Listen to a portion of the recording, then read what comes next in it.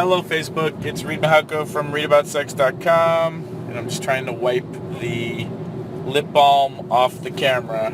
So that we don't have the Barbara Walters special. Oh yeah, we could go for the Barbara Walters special effect. Smooth out all my fine lines. Which is that. So Allison's driving. This is Facebook Live, so the video is reversed.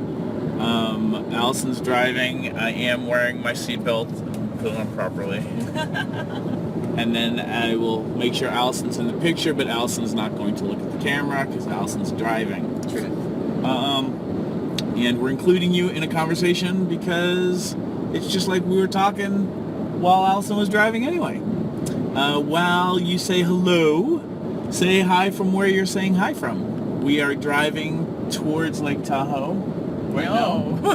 That is not where we're going. We're going in a different direction than that. We're going to Yosemite. We're going to Yosemite, which is another famous place. Not near Lake Tahoe, but not near Lake Tahoe. But we're going to drive through Sonora. We're going to drive through Sonora. So if you're in Sonora, get your friends out on the roadside, wave to us as we go by. You're one of the 3,000 people who live in Sonora.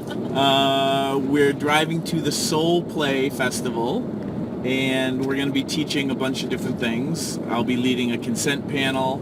I'll be teaching energetic sex for pragmatists, and Allison and I will be leading a conversation called Polycurious 101. And so when I asked Allison what she wanted to talk about today, Allison was like, well, let's talk about why we like being in an open relationship. And this is also a heads up that I don't know what the cell phone signal or Wi-Fi is going to be like up there. So we might not have a video tomorrow, or Friday, Saturday, Sunday. I probably won't Facebook Live until Sunday afternoon or evening. So just know that. Soak it in, folks. Soak it in. Get your fix. Get your Allison Moon fix now, because I know that you're all starting to tune in now just to see Allison. I get the comments. I get the messages. Everybody loves Allison, and that no one really cares about me anymore. Because I would pick Allison over me in a heartbeat. Stop. So why do you like being in an open relationship, honey? Personally? Yeah, and we've been together for 10 years now, just in case you're just getting to know us now. Yeah, and I mean, I've been in open relationships before with Reid, or before Reid. I hadn't really been in a successful monogamous relationship at all. When I say successful, I mean I cheated on them, or they cheated on me. So that's how I kind of define a not successful monogamous relationship. So I like being in an open relationship for a couple different reasons. One is that my sensual, sexual, and social preference is with women. I am queer, and I have a strong preference for women. I'm a Kinsey 4.5 or 5. Is this where I make wow, this makes why I don't get blowjobs from you makes so much more sense. And if my parents were watching, this is the time not to watch. So I like, so because of that, it means that my relationship with you doesn't have to completely exclude that very significant part of my life. So I can still have romantic, sensual, and sexual relationships with women without it being unethical, and in a way that feels like it honors the entirety of my sexual self. This isn't to say that there can't be bisexual and queer people who are monogamous, because there certainly are. But I think for me, it just would be out of integrity for me to feel like I had to forego those kinds of relationships with women for the rest of my relationship with you. Well, and because it's Pride Month, happy Pride Month, everyone. And because I have some peers and friends who do a lot of activism or just education around bi invisibility, there is an interesting thing about, bisexual people kind of being invisible in a certain way, but then there's this weird, even more invisible, the bisexual monogamous person, who's like, well, if you're bisexual, how can you be monogamous? And you can totally be monogamous and bisexual. And so I just want to give a shout out to all my bi peeps and my bi monogs. Bi monogs? Yeah, okay. Bamogs? No. It sounds Swedish. Okay, so other reasons. So that was the main reason. The other reason is that for me, like, sex is important in general, I think. For Yeah, it me. is. But I also find that the freedom of not wondering if this is crossing some sort of line. The freedom to feel like I can take any relationship that comes to me on its own terms and honor that relationship and honor the potential of that relationship if I want to, without having to worry that it's going to suddenly mean now I have to either trade in my current model for a different one.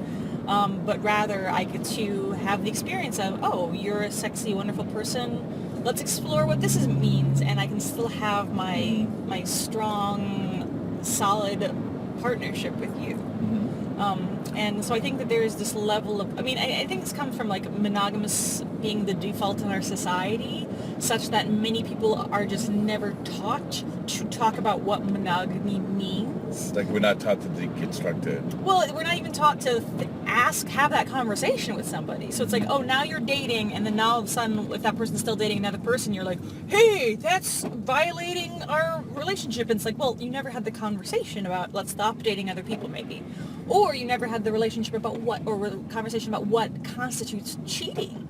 Right? So some people think that looking at porn is cheating. Some people think that only sex is cheating. Some people think that emotional affairs are just as significant as sexual affairs.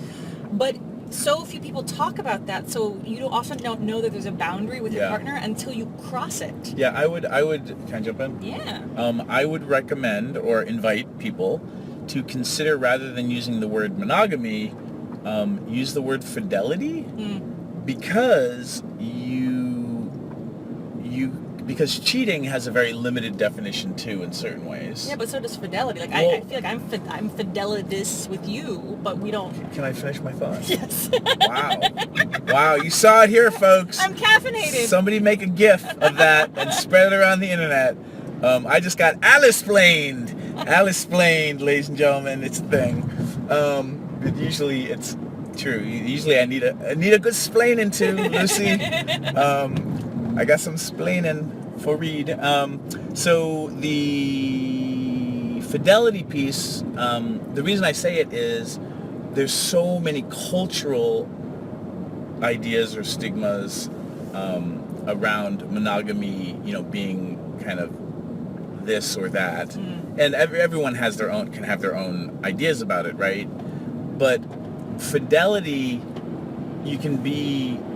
fidelity exists in open relationships. It exists in poly relationships. It exists in swingers. It exists in kink. And it exists in monogamy. And so I like using when I'm coaching people, I talk about, well, what is fidelity? And I like focusing on that rather than what is cheating for you, because cheating, again, is kind of a negative thing. Yeah. But sometimes you arrive at the positive by discussing the negative first. And so, like, you and I laugh about that cheating to us is actually Allison watching a Netflix show that we're watching together without me and not telling me. Like, because when we were watching Luke Cage, you needed to watch Luke Cage without me because I was on the road, and then we talked about it. It was kind of like you got a Luke Cage hall pass, and then I didn't feel cheated on because we communicated it. But I would really be hurt if I found out that you were watching, like, you watched an entire rest of a season of something. Like, I would be pissed. Well, like you thought when I was watching Bob's Burgers that I was watching Archer, because it's the same voice because we watch actor. Archer together, and then I heard from across the loft the Archer voice, because I didn't know he voiced Bob in Bob's Burgers, and I literally started getting livid, and I'm like, what are you doing? And you knew exactly what happened, and you just started giggling, and I'm like, why are you laughing? This is serious. And you're like, it's Bob's Burgers, you moron. And I was like, oh, sorry. I didn't call you a moron. No, but you should have. It was funny. But that was really funny. So again, like, fidelity, when I'm coaching people, it's a little bit about, like, well, what's sacred to you? Is it nicknames? And this goes down in, like, this kind of stuff gets talked about in polyamory circles too. it's like, what are those things that are sacred that make you feel special in your relationship? So, I call you Boo, and Bubba as nicknames. I think I got Bubba from your mom. Yeah. Right? You did. And so like every once in a while I'll say Boo to like another lover, and I'm like, wrong word, because that's my word for you. Yeah. Now, you don't need it to be sacred, but to me it's sacred. Well, our animal noises too. There have been times when we accidentally used the wrong animal noises with people, and it's just like... Yeah, we have little animal noises too that we do, like barks and yips and things. And again, yeah, like those, it feels weird, it feels off. Yeah. Now, whether you feel cheated on or not is a conversation, from your perspective, but like, I feel like when I use my animal noises inappropriately, or I use the wrong nickname for somebody else that I use only for you, like for me it feels off and weird. Mm-hmm. Whereas, who you stick your hands in or who you strap it on for is kind of none of my business in a certain way, because it just doesn't bother me. And again, like you viewers, you're going to have your own internal settings as to what you need, what feels sacred to you, how sex occurs to you. Like, we're not sitting here saying there's a right way and an only way to do these things. You're allowed to have the ways that work for you, and do you have the words to be able to communicate those to the people that you're having, even casual relationships to as well. And now we're looking for a bank. Yeah, it's actually right there. It's perfect. Oh, cool. So what else do you want to say? And then we'll wrap this up because I have to go to the bank. Why do you like being in open relationships? Well, I like being in open relationships because I like having sex with lots of people. So it's the best way for me to have an integrous experience. Mm.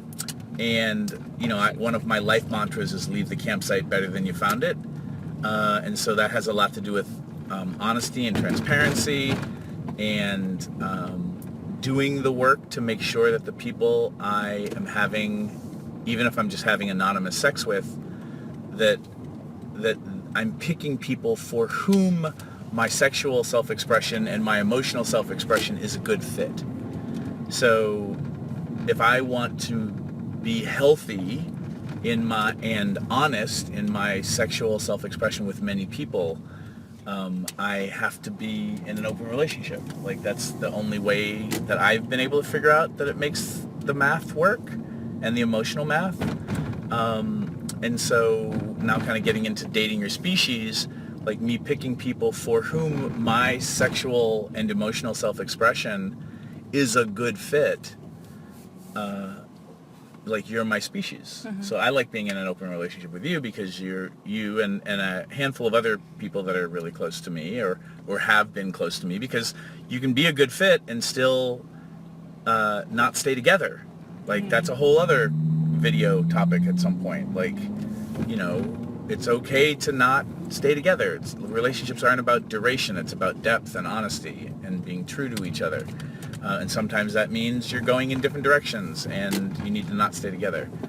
But I like the complexities of open relationships are easy for me, and I like them to be as drama, air quotes, free as possible. And by drama free, I mean that things are a good fit. And yes, sometimes there's a lot of work in our relationship, but there's a lot of work in relationships, period. Mm-hmm. So, and you're a really good fit for me, and I am fucking inspired by you and who you are as a person. I like your brain a lot, and we're very compatible sexually, and your politics turn me on. Now I'm gonna shut this off and make out. Yeah, and so I think that's all to say. Obviously, and this is something we talk about in our workshops, which is, if non-monogamy is a valid choice, so is monogamy, as long as it's a choice. Just like heterosexuality feels very compulsory in our society to a degree that it actually makes a lot of people feel unseen, unsafe, and unappreciated by society, same thing with monogamy. Some people, because monogamy is the default, so often people just don't think about what kind of relationship that they want, because they're kind of assumed that, like, once we get married, this is it. Or once we decide we're in a relationship, there is no other choice. So really, it's just a matter of making an informed choice that feels like it's right for you and your partner or partners and the relationship. And that's all that really matters. Some people just don't want to be non-monogamous, and please, if you don't want to be, please don't be. That sounds horrible. It's a lot of work. And also, like, for me, like, I was really good at monogamy, and it's a lot more work for me, because it's not really who I am, and it doesn't, I mean, it's okay, but it doesn't make me ecstatically happy. And when I tried to be monogamous with people who really were monogamous, I made them miserable eventually, because I was fighting against the thing that was natural for them and a good fit for them. And so when I started dating people who were non-monogamous and good fits for me, because there's lots of different kinds of non-monogamy, my life got easier and people loved me more for being me. And then when I started dating people who were really slutty, people who were slutty didn't have a problem with me being slutty in the ways that I was slutty. And then you and I have talked about before, like, you and I we met in a slutty phase, and then you're like slut light, and now you may be even less slutty, air quotes, whatever, everyone gets to self-define what that means. But in all these other ways, we're still a really great fit, so why would I leave you? Because you also let me be me. So we're good. Yeah, we teach a whole workshop called Slut Light, Navigating Disparate Sexual Desire in Relationships. Yes. All right, this is long enough. We have to go to the bank, and there's a Starbucks right there, and we love you. So leave some hearts on your way out. Leave some comments, and then maybe we'll be able to Facebook Live from Soul Play. We will not be able but to. Maybe not. I'm gonna try. But if we can't, then I'll see you Sunday or Monday. And have a good weekend, everybody. Look at all those hearts. Aww. All right. Enough of all that heart. Oh my God, look at all those hearts. All right, bye. Bye.